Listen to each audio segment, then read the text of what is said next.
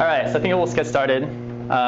Basically, I'll introduce myself first. I'm Kayvon Sharghi. I am the visiting science journalist at KITP. I've been covering the neuroscience program for the past 3 weeks. This talk is entitled Sharing Your Unique Voice. And I have 2 talks this week. This is the second of the 2.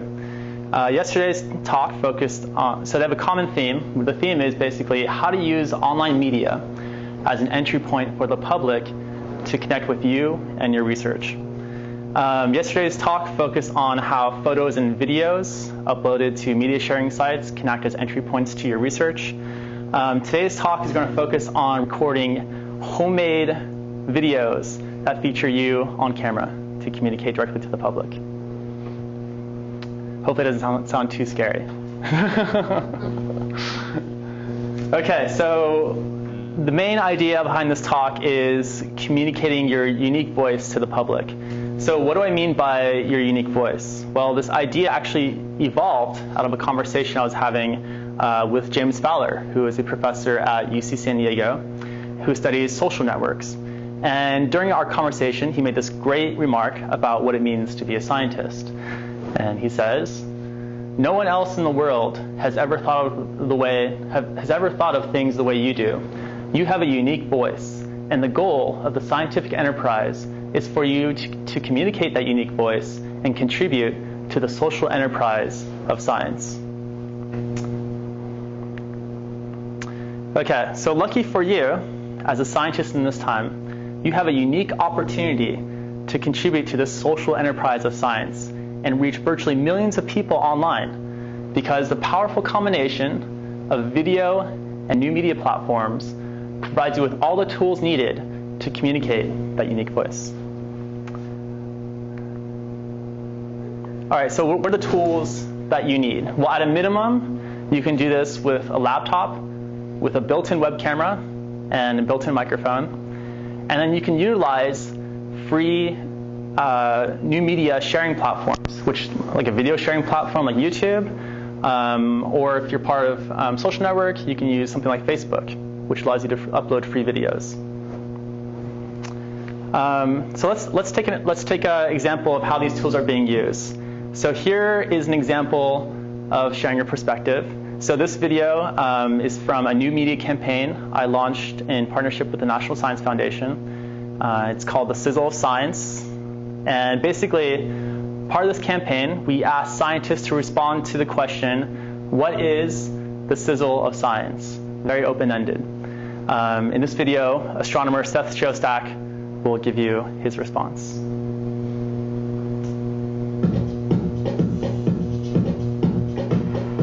Well, there's no doubt. I mean, look, of all the things you could be interested in, science is certainly one of the most exciting. It's just plain exciting. Part of that has to do with the fact that it explains a lot of the world to you. Right? Every day you see things and you understand now how they work. And not only that, science has predictive capability. In other words, you can understand how something that hasn't been built will work.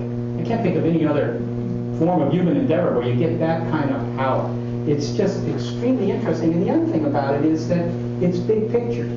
Whatever you know about science, beings thousands, millions of light years away, they will have the same science. They will know the same things. The same's not true of tax law, for example, or how to fix your washing machine. I mean, those are useful things. But on the other hand, they're very provincial. They're limited to this part of the universe at this time. Science is completely unbounded. It's really the big picture. So if you like thinking about big picture things, my gosh, what is there that's better than science? All right, so that was his response to the question. Hopefully give you a perspective, not only about why science is interesting, but also about why he finds it interesting. That was a question from you? Yes, what's the question we just asked in general? What is the sizzle of science? So we actually... You were there and asked him this question, and this is the result. Yes, yes. Was it edited and put together? Like, did he have a longish reply which was cut and pasted here? Amazingly enough, he gave that response straight in one breath. That was it. The cuts you saw are just basically jump cuts, and just where we just move the frame around to make it more visually appealing.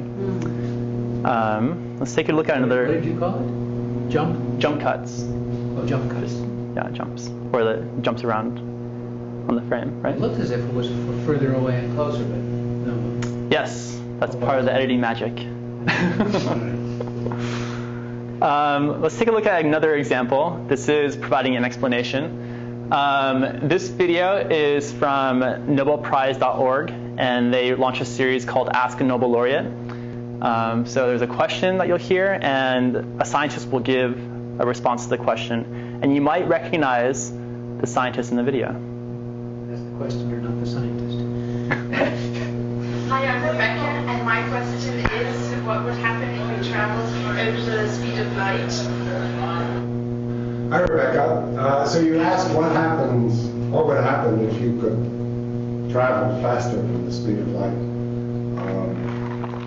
You obviously know that Einstein told us that the speed of light was a limiting velocity.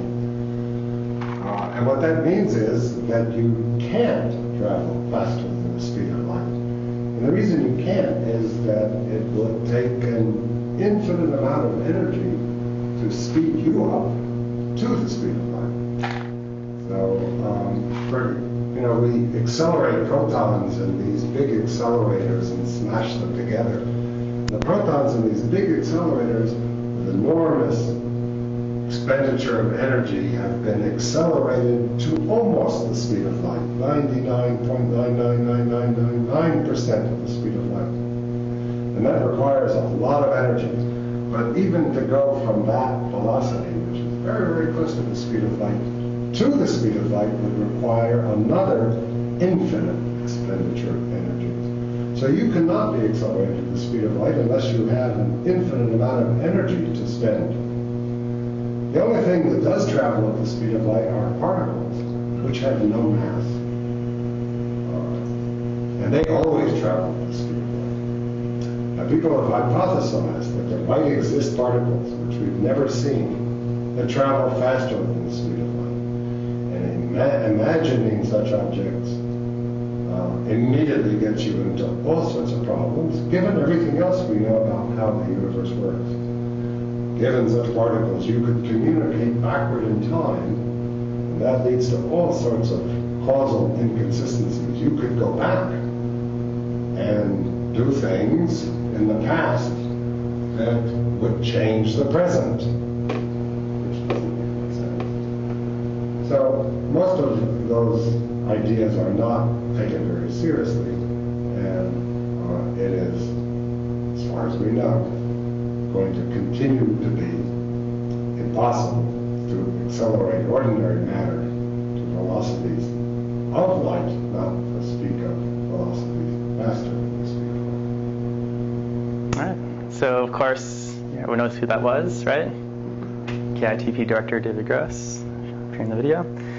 All right, so you might come to the question. And again, how was that filmed? So I didn't record that video, but I assume that's very simple. They have probably just one camera, and then that's a static shot. And there But somebody came to film it. Yes, yes, yes, yes. So let's see.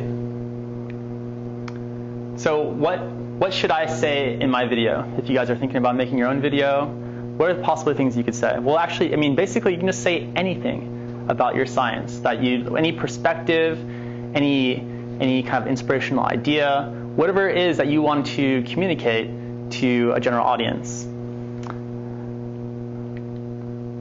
All right, so you might come to the conclusion right now that's saying, well, you know what, Kayvon outreach really isn't my thing. I don't have the time. But you actually do it every single day, just basically through the information that's on your lab homepage that describes basically what your science is about and what it is that you do. So the question is, how does the public get to your lab homepage? Well, if we think about it, the most direct route is probably reading a quote that appears in a newspaper or a magazine article that's featuring your research. And they come across your quote and they say that this person sounds like a fascinating person. I would love to follow up with them or learn more about their research. I'm going to Google that name, and then we'll go back to that lab homepage. But there's a main problem with the homepage, which I know that all you scientists have, is that the homepage descriptions, they're not very engaging for a general audience. and they don't really provide like any material for making an emotional connection that will really inspire the public to learn more about your science. So let's take an example. These are two organic chemists, professors, working somewhere in the United States. Descriptions I just pulled off. So scientist one, their description on their page is this: our research interest lies in the area of development of new methodologies for organic transformations, target-oriented synthesis of biologically important natural compounds, and diversity-oriented synthesis of natural product-like molecules. Molecules thus built will be employed in investigation of biologically significant processes. All right. Awesome. Let's take scientist two. Our research is directed toward the development of synthetic strategies and methods while pursuing the total synthesis of bioactive molecules. Areas of interest include asymmetric catalysis, organometallic transformations, heterocycle synthesis, Umpolam reactions, and cascade processes. Now, I took the whole organic chemistry series as an undergraduate, and I can understand most of this. But for a general audience, for someone from the public coming from your article, which features your research, to go into your homepage, this is almost just like indecipherable for them. But what is good, obviously, is for communicating your science to your peers, which is kind of like what the main purpose of this is. Like I said, it's not very engaging. And it also, if you think about it, it really gives no idea to who these scientists are. If I put two photos up here, you can almost exchange these descriptions for each of them. So in a sense, the scientist on that homepage is just an anonymous person, which is really what we don't want when it comes to forming memorable connections for people to connect with not only you, but also your research. So your descriptions almost act as an obstacle for doing that. So let's find a solution. So what would be a better thing to do? Okay, so perhaps you could provide on your homepage maybe a 90-second video that talks about an overview of your research.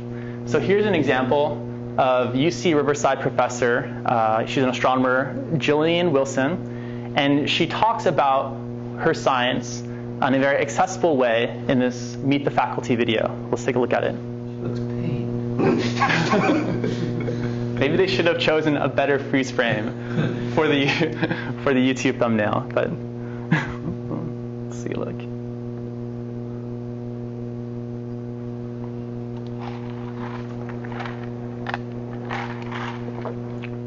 A galaxy cluster is exactly what it sounds like. It's a collection of galaxies close together in the sky, but gravitationally bound together. And galaxy clusters have a long history in the science of astronomy. They've actually been one of the major players over the years in understanding galaxy evolution and cosmology. These very distant galaxy clusters are particularly interesting because we don't know how galaxy clusters form. So we can study the physical processes in these baby clusters, if you will, and understand how they grow up to be the more massive, more evolved galaxy clusters that we see nearby at the present time. So clusters have been found at these distances before. What has not been done before is to find such a large sample of galaxy clusters. And also we're hoping that we'll find some of the most massive galaxy clusters that have ever been found at these epochs. So looking so far out in the universe is very exciting because we're able to test the conditions in the very early universe, which haven't necessarily been done with these extreme massive structures before. And we can kind of double check that our existing paradigm is correct and perhaps even stretch it. All right. So in that video, she communicates her science in a way that's both accessible to her peers and the public. And you also kind of get an idea about who she is as a person and what it is that she does. Most importantly, it's memorable. And compared to the text descriptions I just read you, the organic scientists, which one did you connect with more? The text descriptions or something that you just saw her on video? Probably the video? Yes? Okay. Yeah? Probably learn more science from the other one. Yeah. Okay. I don't remember a word of either. What's that? I don't remember a word of either. You didn't remember a word of either? It's not fair to go organic chemistry versus astrophysics, by the way. Well, this is all science. I want a controlled experiment. I see your point, though. I understand. Anyways, okay, so let's. Well, I guess your point is if, even the chemistry ones showed some molecules or something, you'd get a sense of what they were really talking about. And so are you suggesting, though, that when we have a different page for our peers and for the public, like a separate outreach page, which is more accessible, and then another one for peers, which has more of the details, or just through buttons? Right. So let's see. So first of all, so the idea is to integrate these things into your main page, right? That video description that we just saw would basically, it would work. I see. It was on the main page. On her homepage, and give a general overview description that's like I said, both acceptable for the public and also her peers. Maybe underneath this, you could put a more technical description about really the details. But she did make remarks about saying, what are the main questions that I'm looking at? Where is this going? Which again, just give you that general idea. So if you're bouncing from this more general access point, such as an article or a magazine article or a news article, keep going here, at least you can continue to access who the scientist is, what she's about, and maybe even dig deeper. Right? Next connection from here might be say, okay, I heard she talked about this topic and this topic. Maybe I'm going to go Wikipedia those terms, right, and learn a little bit more. On the other idea you guys brought up was about saying this is kind of not fair comparison. Organic synthesis and astronomy is two different things. Okay, as a scientist and as a good communicator, it's your role to take these abstract ideas and then communicate them in a very general way, right? Because even when you were learning the science, it wasn't communicated in a way that's very too dense to even go into, right? You start out with these kind of generalities, and you build this picture, and you can go to the next step, and the next step, and the next step, and then you get to these Coulomb reactions and synthesis products, etc. So you can basically, what I'm trying to say is that you have the capability to build that bridge. Okay, other applications to think about. You don't just have to do an overview, just for the sake of communicating to the public. Maybe if you mentioned the point, Chris, yesterday that you're saying I'm looking for new lab students. This could be a lab recruitment tool. I would assume that maybe some of the good qualities in the candidates you're looking for would be good communication skills. You could actually set the bar high by saying, here's a video of me communicating. I'm looking for lab students. And you expect them to have the same qualities. Also for conferences, I think this might be something good to do. Usually, if I'm looking for a conference program, I see very short, brief summaries of what the talk will be about. And usually the speaker might spend 10 or 15 minutes in the beginning of their talk kind of addressing the more complex topics and orienting the audience to what those topics are about, making them accessible to them. Perhaps you could summarize those more complex ideas in maybe a short 1.5 to 2 minute video that people can watch before coming to your talk, and then you can go into other more important ideas about your research findings. What would be some other applications that you guys think you would potentially use this for? Well, that one you'd have to either assume that everybody at the talk had done that. Done what? Looked at that 1.5 to 2 minute thing, or you'd have to go over it in the talk. Yeah. Yes, I see your point. If it was maybe too dense to talk about in your talk, you could say, I have a further explanation of this that you can check out online that maybe some people saw before. But even integrating this into your program, you think the program format right now is maybe it's all this text-based thing that we're used to. Think about maybe what the future is going to bring, kind of hyperlinks into these programs, more of these rich media experiences, connect with me on video, see this before my talk. These might be natural, routine things that people will be doing. So any other ideas about how you guys might use this?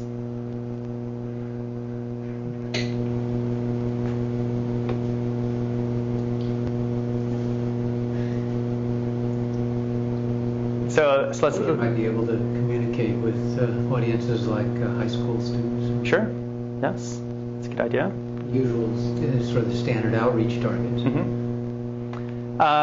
Let's see. Imagine a journalist covers your research, and maybe they don't have space for a 2,000-word article. Maybe it's just 500 words. So they kind of maybe gleam over some topics that you'd like to maybe inform the public who read the article.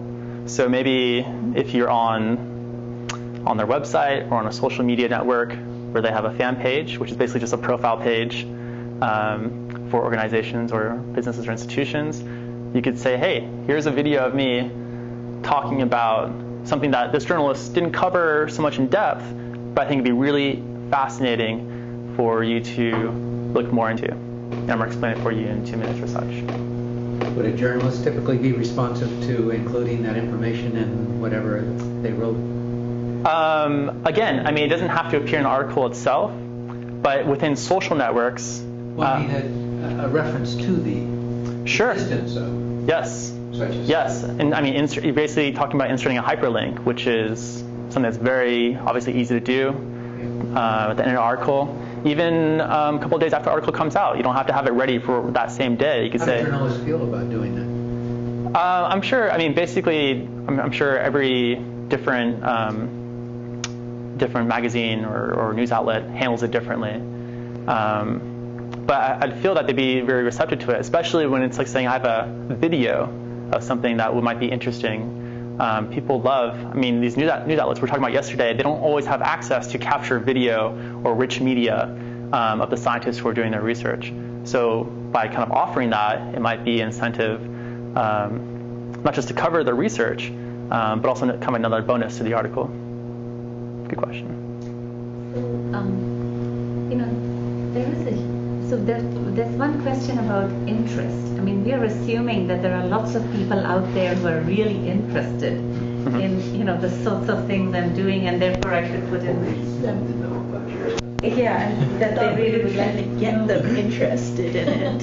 Yeah, which itself is kind of news to me. Yeah, if they read.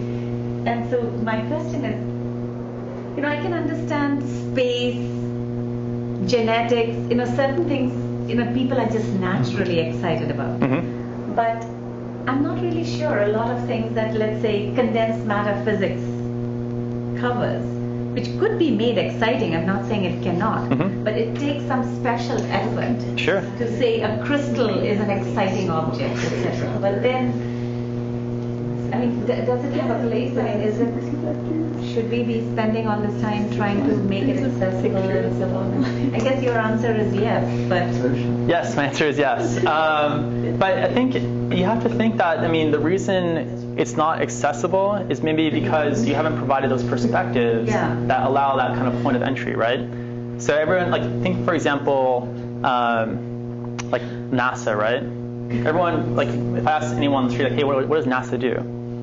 They send people to space, right? Because everyone has probably seen a space shuttle or a rocket, right? Maybe not enough people have seen condensed matter particle, right, which is a very abstract thing in itself, and probably doesn't even, I don't know if you can be even imaged. So they rely on a little bit more kind of creative explaining on your part to say, here's an access point to this, because not just something that's very visually interesting. Or maybe, does it have any link to, for example, these everyday objects, right? Maybe an iPhone. Is condensed matter physics part of communication, cellular communication? It's like a transistor. You would start with the story of a transistor. Right. Yeah, iPhone. Yeah. So you need these kind of concrete objects, right? And then to get into the more abstract ideas. So. All right. Any other questions? Keep going. All right. So let's talk about 2 ways of capturing your video. So let's see. If you have a Mac, very easy built-in photo booth is an application where you can basically click on record. There's a video icon that comes up, and you can record your video, and it'll save it directly to your desktop, and that'll be ready for uploading on a place like YouTube or your website or wherever else you want to put it. That's using your webcam. Another example, if you guys are on Facebook, you have a Facebook profile, You can also directly record video onto Facebook and then post it on your profile. You can post it on other fan pages. You can spread it anywhere you like within that social network. When you say directly on Facebook, you mean again through photo booth? No, directly onto Facebook. So the media is going to live as part of your Facebook account. This media will be on your desktop. This will be on some server, wherever that's located. And I can show you how to I can click through this at the very end if you guys just want to see how that would work. Let's see. So if you really want to get your hands wet, these are 2 free video editing programs that are on your computers. This is on your Mac, iMovie, Windows Movie Maker. So don't ask me how to use these. I use a little bit more advanced editing software, but I'm sure they're very simple to use. I use iMovie a lot. Okay. For videos, but not for this, but for travel. Okay. And you can do cuts and it's other things you want. Flexible. Okay. You can add sound bits. Mm-hmm. If you want to put music on it, or simply change the sound that was originally on that bit to modify it because it's noisy or not very clear or whatever. Yeah. So it's like so many Mac things. It's very flexible and very easy to use. Awesome. So you are ahead of the curve then, in making this happen. Let's see. Okay, so things to consider when you're thinking about recording your video. That's camera action. Speak slowly and clearly. It's often when you first get in front of a video, you're talking very quickly, and most people can't understand you because you're moving your faster voice. So it's like it just begins to ramble on. So just make sure you slow down, and set a nice pace, and try to keep that pace. As we saw in the UC Riverside video, try to minimize your use of jargon. I'm sure she could have put in a lot more technical terms into how she was communicating what her research is about, but she kind of brought it back to a very accessible way that's open to just people who don't have that kind of complex language to work with. And try and limit your video to something that's less than 2 minutes, something that's kind of like very digestible chunks that people can watch. They can get that perspective, and then maybe they can move on. If you have more to say, they can move on to another video that you set up. But this kind of under 2 minute is kind of a sweet spot. Again, so we saw examples of kind of using of mostly kind of using external cameras in the videos I showed you. So if you aren't kind of really comfortable if you don't have an external camera or you're uncomfortable with that setup, try to work with people from your home institution to help you share your unique voice. They should have maybe some cameras, something about kind of press officers or things like that. They should have access to those equipment, and even maybe to help you set up a nice shot to make you look pretty. And if you don't have anyone, you can always think about hiring me. Here's my email address, and I can help you to do that. So take-home message. How was the Riverside one done? How was that done? Was that just the computer camera, or was it? That looked a little bit more crisp than a computer webcam. So I'm assuming, are you guys familiar with what a flip camera is? It's this very small flash-based camera. It's kind of like maybe about like 4 of these sizes, and you can basically kind of click and go like that. That's it's another very simple tool. It's about $100 to kind of get something like that. Of course, you can kind of move up bigger to those kind of handy cams, which are kind of like these very kind of low-cost consumer models. But really, like in terms of cameras, sky's the limit in terms of kind of creating a nice production. But what you guys, I think, just for online. Posting online video, what you just really need is something very simple, basic. The quality resolution of webcam would be more than enough to just basically get your voice across to an audience. What about those little cameras on which you can take a video for about 4 minutes? Like it's usually just for photographs. Like a point-and-shoot camera? Yeah. Yeah. I mean, is that better quality than this webcam? It just depends on what type of camera you have. If you want, the good metric is to look at the resolution, the quality of pixels. So more pixels, it's kind of the general rule. More pixels, general quality your video is going to be. Yeah. Okay, so take-home message. The web has evolved into an intimate space where people can make real connections through virtual interactions. So think about kind of utilizing the tools that we talked about to help communicate your science. Okay, so and like all new technologies or ideas, there's obviously a rate at which these things spread. So as you think about sharing your unique voice, using online video and new media platforms to the public, you might want to think about where you're going to fall along this curve. So, anyways, all right, thank you. You guys have any questions or? I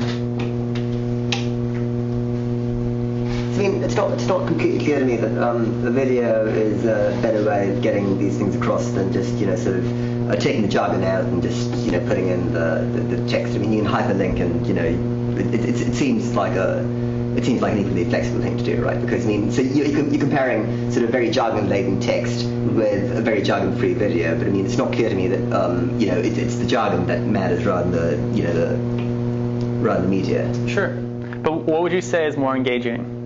Talking to someone in person, or talking to someone kind of via telephone? And also, there's a threshold that if you see words, even if they are back font and free of jargon, you have to cross some kind of threshold to start reading it.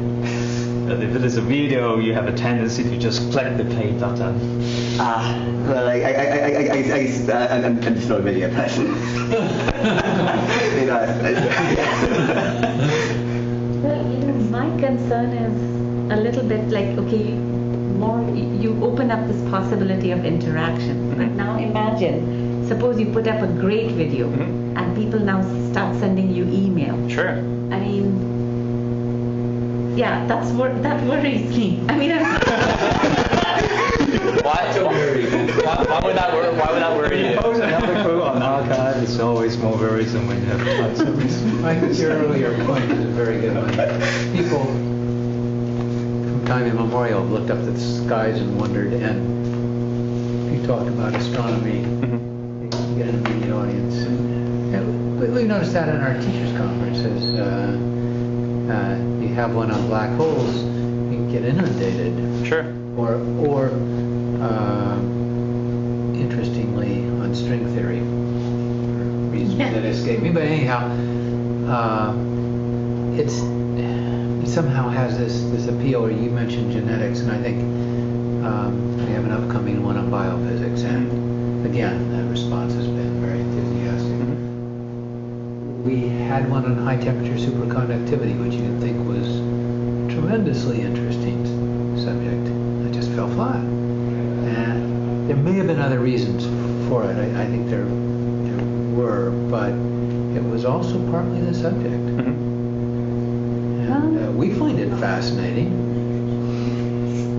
And you would think possible application, gee, that's much closer to people's lives than either of the other two. Right. But yeah, it doesn't have the sex appeal somehow. Well, I mean, again, you have to make those right connections, right? If people can't really, this is what we're talking about, kind of the whole idea of this talk is basically people want memorable things to connect with, right? So if I see a text of someone or I see a video of someone, I'm probably going to connect more with that person than the text.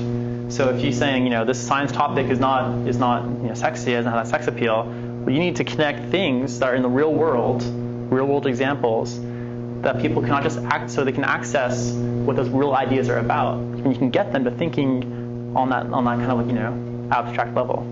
So it's a challenge, but it's there's. I think one thing I found is it's very useful to start with a question.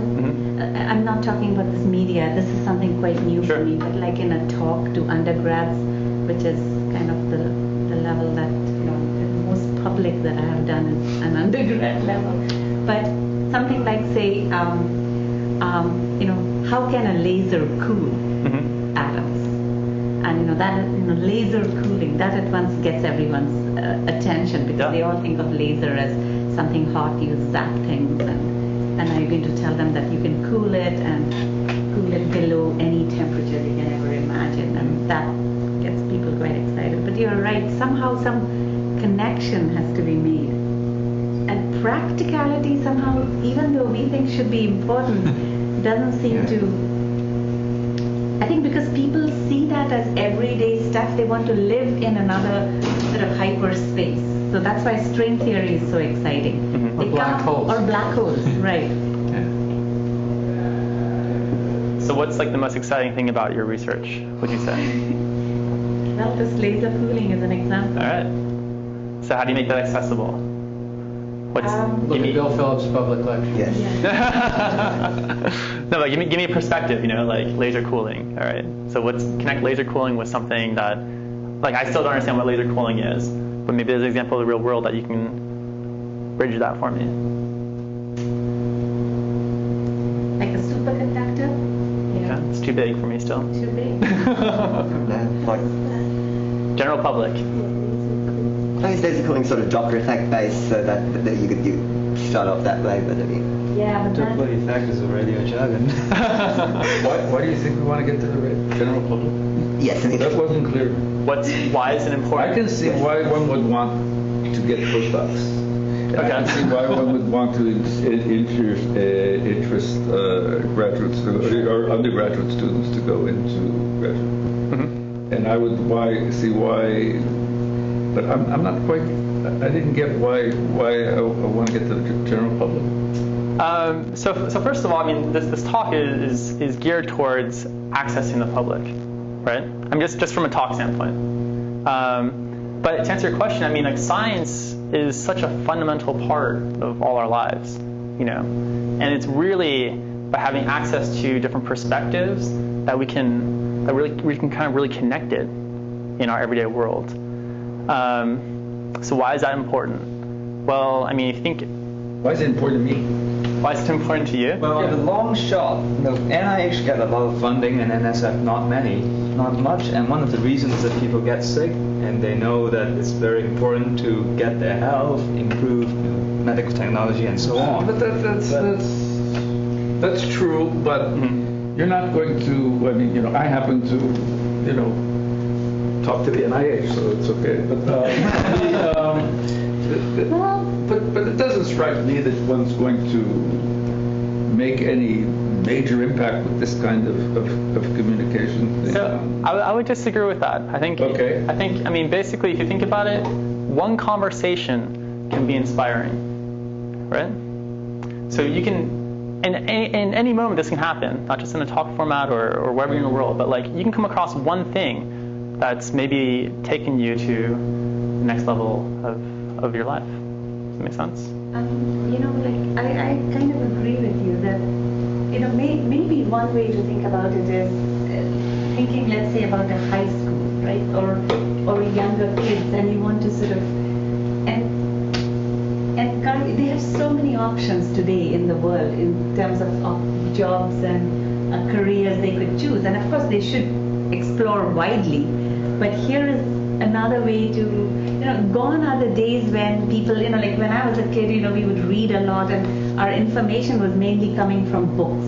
But now there are all these exciting ways people are getting information, and if we don't make our science as exciting at that level, they aren't going to, sort of get drawn into this particular funnel, so to say. So I think at some level we should be doing that for the younger generation to encourage them to come. Again, I don't know. I mean, people are. I mean, who are you talking about? What do you mean, who? When you said that they say superconductivity was too much, you want something on a much more public way. Now, I've had to go and talk to a group of donors and try and get them to give money. Well, I got perfectly good motivation there to try and get right at the level that they're interested in. And it's true that, the public is funding research and is interested in what's going on, or some of the public is going on. But it's not clear to me why do this. I mean, if you have a website, it is clear to me why to make your website as appealing as possible to undergraduate students and graduate students. happens. I mean, your name comes up and immediately everybody goes to the web and sees what has he published and what does he do and what this and whether the girls in the lab are good looking. I mean, all of that happens, right? But I don't want some guy, if I go to a party and somebody tells what I do, then about 15 people start asking me about their diseases and their itches and their this and their that and why I had a third aunt with epilepsy and But isn't that exciting, all those connections you can make at a party? That's your penalty. You can be the center of attention. No, do you see what I'm saying? Yeah, no, I understand. You want like a hard incentive, right? What's my incentive? Right. I mean, I would like funding. to see using these kinds of things not to try and go to a lower common denominator, but actually to get at our own population. I don't think it's a lower common denominator. I mean, as a professional, you have to communicate in a way that's accessible. Okay. Right? Especially as a scientist, right?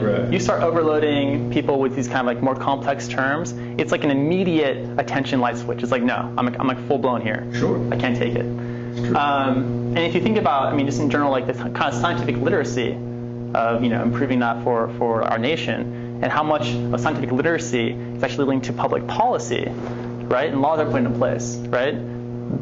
Certain bans on the science that can and cannot be done. What is and what isn't funded. These are really important things. These are things that have generational impact, right? So, again, it goes back to that one conversation idea.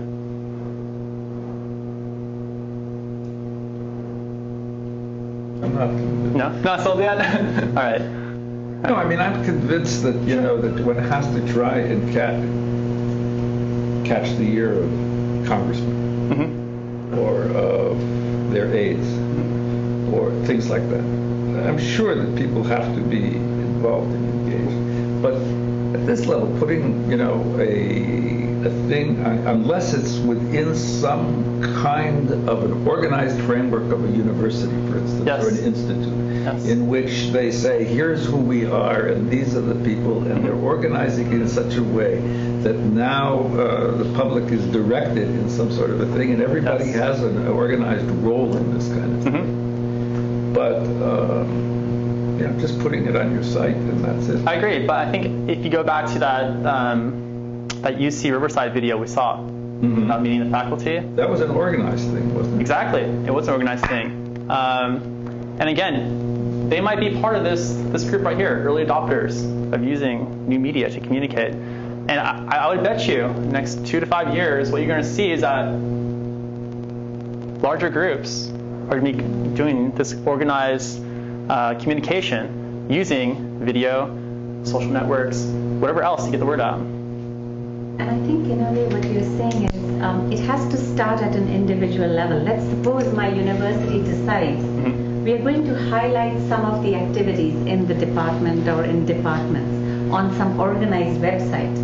It's much easier for them if these individual level things already exist. Then they can go and sample them and say, okay, these 3 look good, pull them for the next level and so on. Right. So, and I think the other thing that I was thinking is, most of us have not communicated at these levels, so it takes a lot of effort. So it may be a good sort of, starting ground to think about it. Yes. So if you're suddenly, not that I've ever been, like you said, you've been with donors and your people from the Congress, and so you've already... No, I've not been with people from the Congress. At least with donors. Okay, so now if I was suddenly put in front of them, it's like I'm not sure where the words are. But if I have some video, I can sort of do a quick memory recall. Sure. And spout a few words at that moment. Yeah. So it may be a good lesson from that point of view. And also, I mean, the other 2 videos I showed you, the Ask Nobel Laureate, that was kind of a part of a bigger series, right? But they have, that's a different issue, in a sense. Well, it's, I guess the point I'm trying to communicate... The second they get the Nobel Prize, they become celebrities. And they then have on them, they become spokesmen for science. Sure. But even the campaign I showed you earlier about the sizzle of science, I I imagine there's also going to be a lot more of those campaigns cropping up. Again, because people have access to the bandwidth, they have access to the tools to generate those videos, and there's an interest for it, right? How many people watch videos on YouTube? A lot. Really? I watch videos on YouTube. You don't watch videos on YouTube? No. Never? Millions of people do, though. I mean, I'm really curious about how many views the median YouTube video gets. I mean, obviously, there are a few that get tons and tons and tons. Sure. But if you just put up videos. My point about YouTube is not like number of hits. It's that there's these free video sharing sites that are making this easy to do. You don't need any investment. You don't need to have a web host or a server that you're paying a monthly fee on. You can upload something free like YouTube. You record the video for free on your computer. You can get that out. You can reach global populations. One of the questions that you were asking, is what's really effective? And I think Nova and even the public lectures here, at which 150 people come for an evening from the general public to listen to some forefront science, are likely to be far more effective in generating interest in science in the general public than our individual videos. Right. Well, I don't know about. So I actually. Question? Yes. Yeah, maybe because I would agree with that. I mean, I'm not against outreach to the public. I think it's absolutely essential. But I think that there's also something called professionalism in the way the thing is put together, the way it's done, and everything. Yes. And you can't, let's say you want to get to people. These things can be quite slipshod using these tools. Yes. They can come out looking, and the guy can say every second and everything. Now, if a university puts it into its head to push something and to get things together, or if I go to talk to donors, if I'm sent to talk to donors, I'm prepared. Yeah. And if I talk once in one group and I use jargon, they absolutely point out to me what was jargon and how to stop using it the next time. And basically, there are people like you who have made your lives in doing this and doing it well. And because it's competition. You're going on YouTube, but it has to be done well. What's amazing about the National Geographic or about Nova or about the Horizon or all of these programs is that they are really, really well done. Yes. And they're narrated usually by actors. Yeah, but you don't need actors to do that. I agree with you. Okay. You need a pro who's putting it together and who's doing it. Yes, which is, like I said, if you don't have anyone to help you do this, hire me. But I see your point. I can tell you one thing that the NIH is not giving money to do. Yeah. And that's to do this. Not yet. Not yet. But yeah, in addition to. Can I raise one point about? Yes, please go ahead. Now, let's say there is this. You said the public lectures are very successful. Would it make sense to invite, a journalist at that event and then have them take away some clips and make a professional short thing? That's something you could do. It depends on what you're, maybe. Yeah. No, go ahead. What's your question? No, I was saying there were several such things come to mind, which are more organized activities like that. Yes. There was another thing I participated in called Great Explanations, and many people contributed to that. These were really short explanations of what is a superconductor, what is emergence. And these were put together. Now, I had no idea what happened to that. I know I participated in it. They made me look at it and edit it. Now, maybe it exists on some website. But, so your point would be to take wherever that website is and put it on YouTube. Yeah. That's what I'm hearing from you. Because YouTube is the link or the bridge to the public. Well, I think that's what you got from yesterday's conversation that we were talking about. And that's because obviously, point being yesterday was that something like YouTube is search optimized, right? If you have a video on your website, people might not see that because the proper tags are not in place. and they can't stumble upon it also, right? Because we kind of went through those ideas. Yeah, I mean, the bigger picture here is saying, like at minimum, you can communicate ideas using the tools you have, right? Next level you want to achieve, you're saying, I want this more polished thing. You can find someone that's going to help you do this if you're interested, and they can put it together for you. Like I showed yesterday about how you cut together simple clips and images, right, that are part of your research into these news stories produced by National Geographic, Discovery News. What else did we talk about yesterday? Yeah, New Scientist. And I think you're going to see you have the opportunity to participate in more of these kind of productions, just based on the idea that people have access to developing a narrative from your research and then having you kind of appear in it as an expert. So, which is something basically that I do from a professional side. I have my own video series. It's called Finding Your Science.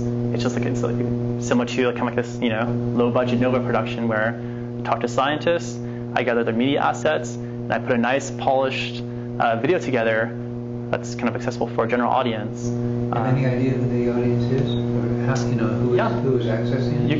You can look at the, let's see if this is online. You can look at the statistics on, YouTube, and it can show you if am I reaching global audiences here? Who's my age side? Let's see.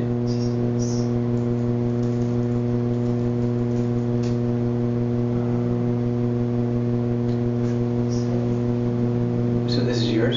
Yes. So let's do a trip. It'll show you a number, won't it, of how many times people.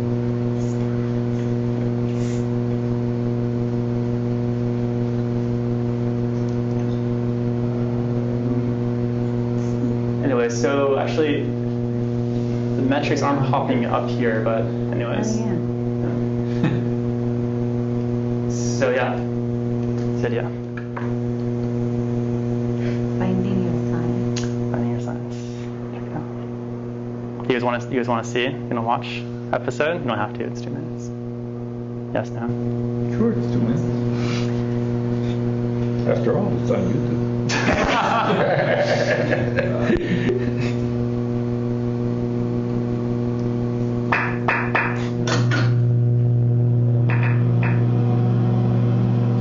Sometimes the most creative moments in science are when the preconceived ideas turn out to be wrong.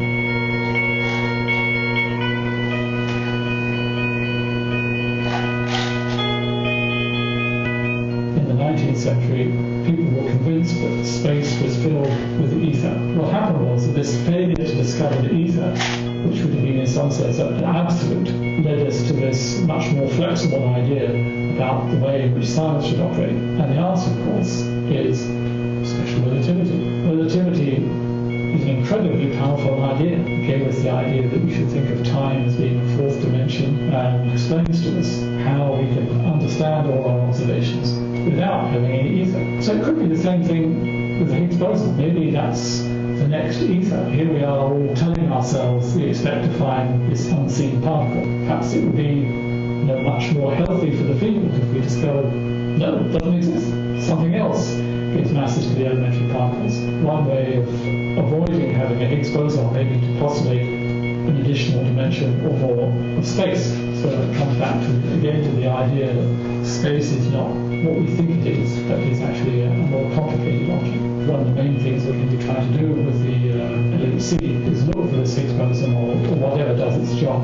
I personally feel it would actually be much more exciting if experiments could prove that there is no Higgs boson, because that would prove that all the ideas that we theorists have been working on for more than 40 years are garbage.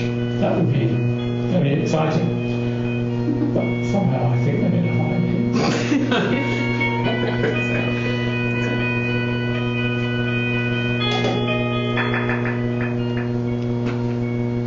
So that's an example of, again, making your science accessible. That was about 2 minutes in length. It just required a few media assets to kind of like drive the story. And it was, he seemed like he got his point across in a very clear way. So hopefully it came across clearly to you. So, okay. And then you hope people will go to some of the other... Yes, and this is what we talked about yesterday, about saying if you put your videos on YouTube, it does a great job of connecting related videos, right? And there's also this kind of stumble upon approach where it's like if I see one video about one science topic, whatever the relevant tags are, it's going to pop up another, relevant topic, which is something that might not just, happen naturally if the video's only on your website. So this is why it's important to utilize these kind of video sharing sites. Yes. All right. Thank you. Thanks a lot. Very much.